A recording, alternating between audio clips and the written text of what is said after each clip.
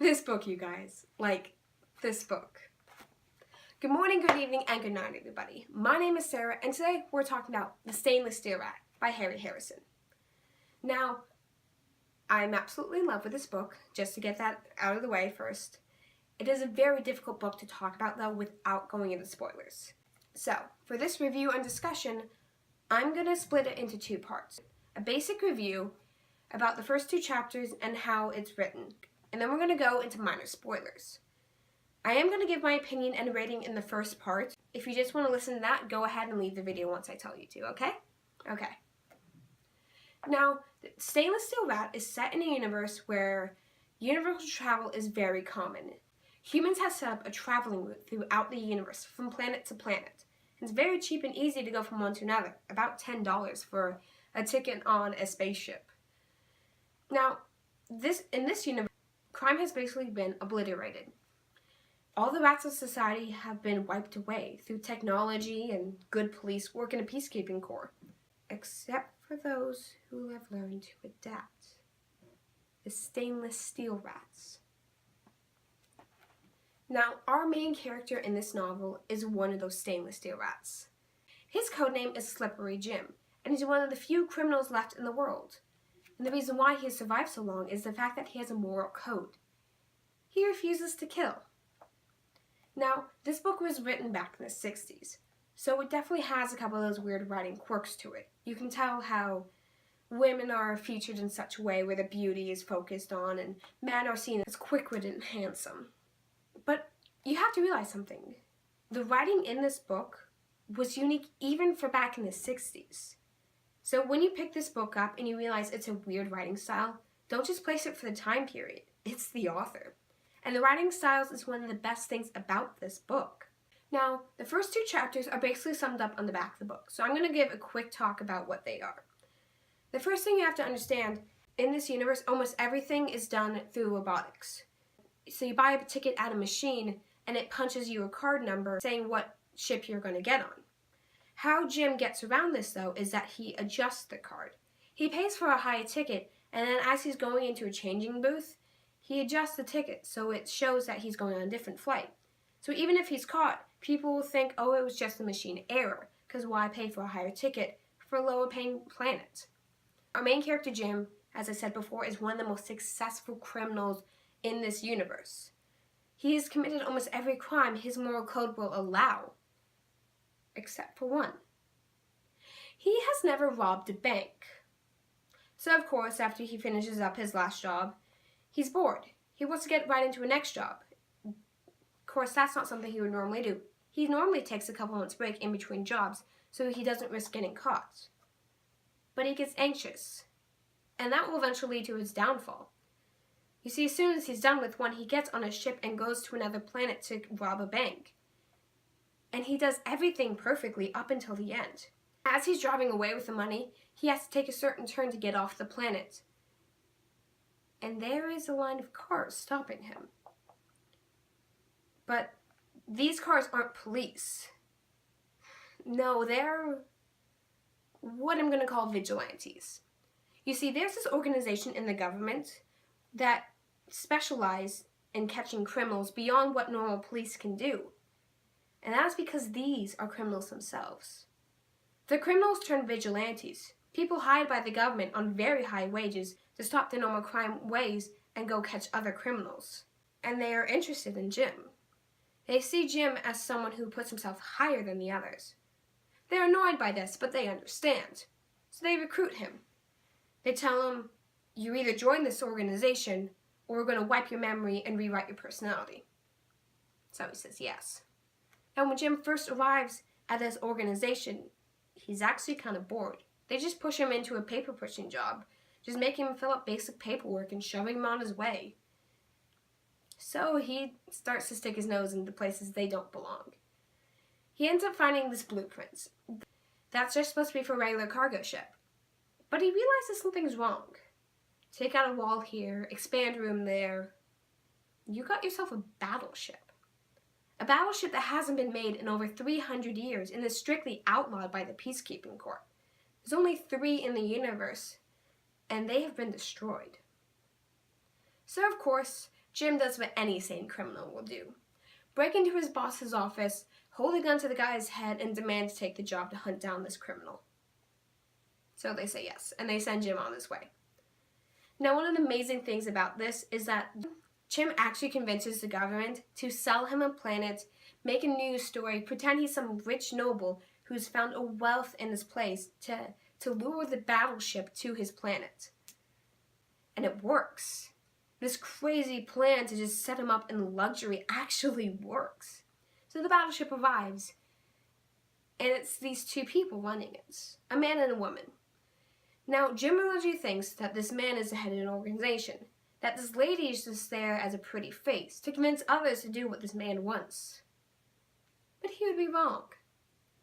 You see, the girl uses her pretty face and a crying style to convince the government to let her go, saying this man had forced her into everything and that she just wanted to go home to her sisters. But she was actually the one running the whole thing. And the man is okay with it, saying he would take the fall for her because he is in love. The girl doesn't care. She runs off on her merry way and decides to start her own criminal empire again because this one was falling apart. And Jim becomes obsessed. He leaves this organization paying him to track down this woman so he can track down this woman in his own way. He goes beyond and beyond. And it's one of the most amazing stories I have ever read. I am not a sci-fi person, but this book is one of my favorites I have read in years. It's a really tiny novel, and it's really cheap. You can get it on Amazon for like $3, so I highly suggest getting it, you guys. I grade this book a 10.5 out of 13.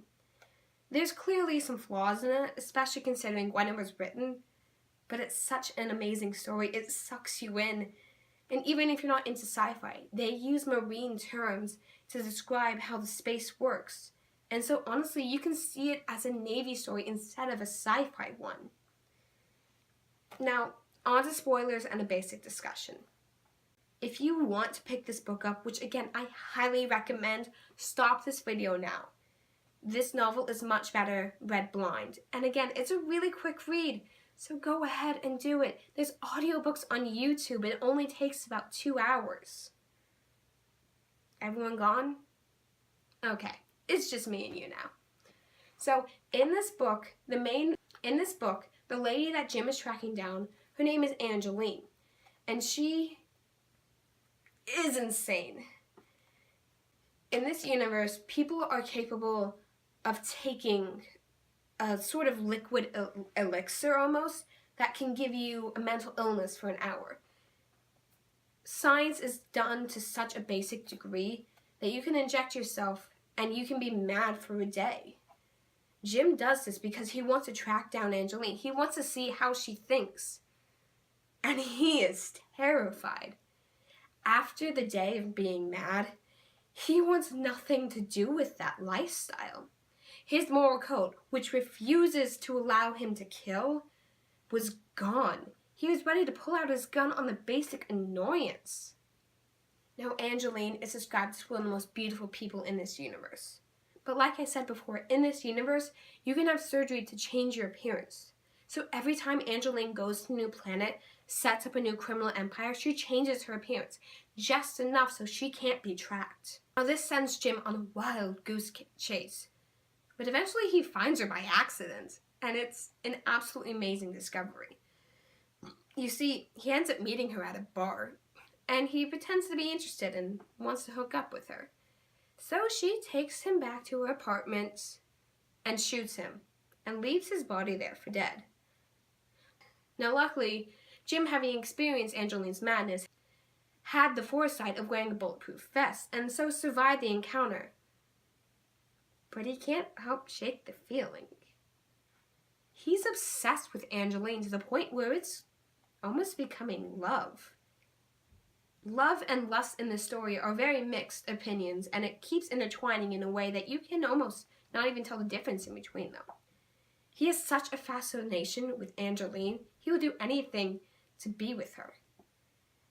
Even if that's murder, sex, or whatever he finds interesting at the moment.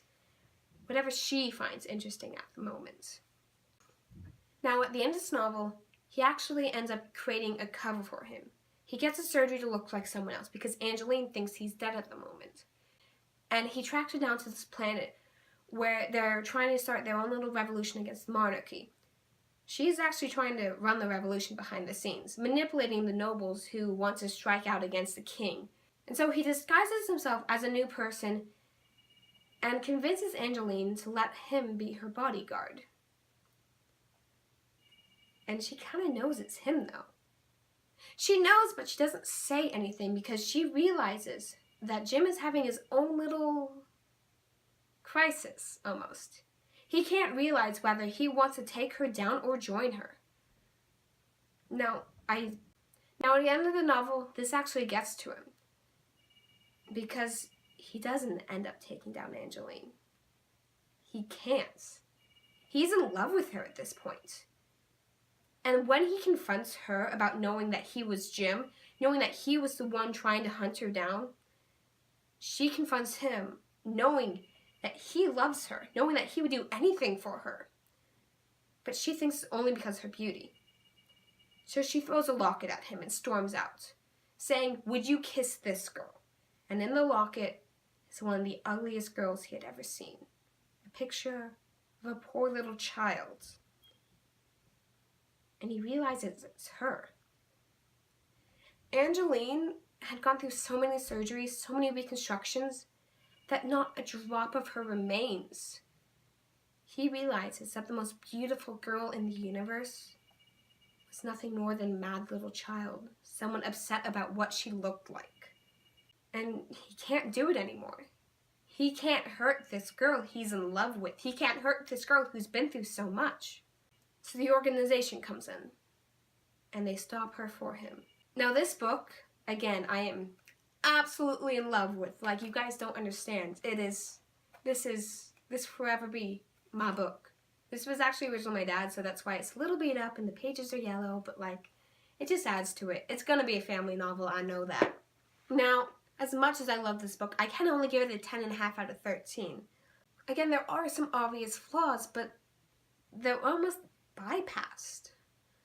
The novel is very quick. You can, like I said before, an audiobook is only 2 hours. You can probably read it in one.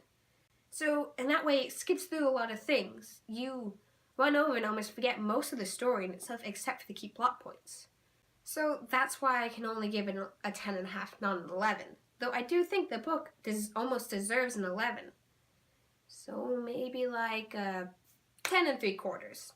That sounds like a better grade. But yes, again, I highly recommend this book. And if you guys have any recommendations for me, please leave them down in the comments below. I would love to read them. And don't forget to like and subscribe. And as always, good night, good evening, and good morning, everybody.